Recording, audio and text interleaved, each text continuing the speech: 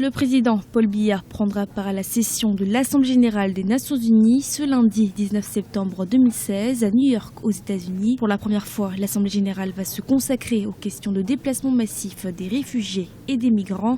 Cette assemblée va réunir 193 États membres de l'ONU et le Cameroun, membre de cette organisation depuis le 20 septembre 1960, entend bien faire entendre sa voix. Le Cameroun est concerné par le problème de migration, notamment les réfugiés pour cause des crises politiques dans leur pays. Dans la partie septentrionale du Cameroun, notamment dans la région de l'Extrême Nord, il y a le camp de Minao qui accueille de nombreux réfugiés fuyant les vibrations de Boko Haram au Nigeria. Et donc, c'est un gros sujet de préoccupation au Cameroun. On peut penser que Paul Biya est venu à l'Assemblée générale de l'ONU pour en parler. En effet, le Cameroun continue de recevoir des réfugiés, des demandeurs d'asile provenant de pays limitrophes, principalement de la Centrafrique et du Nigeria. Actuellement, le pays accueille près de 350 000 réfugiés et migrants de plus de 35 nationalités.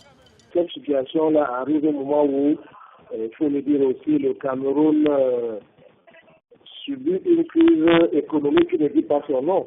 Il y a de problèmes financiers au niveau des finances publiques.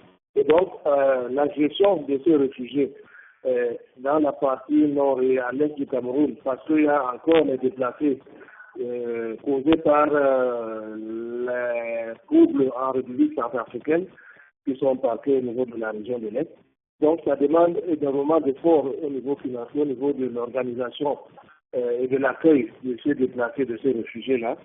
Le Cameroun continue d'appliquer une politique d'ouverture des frontières à l'égard des demandeurs d'asile. Il est en effet signataire de tous les grands traités sur les réfugiés, dont la Convention de 1951. En outre, le Cameroun a adopté en juillet 2005 une loi définissant le cadre juridique de protection des réfugiés, entrée en vigueur en novembre 2011.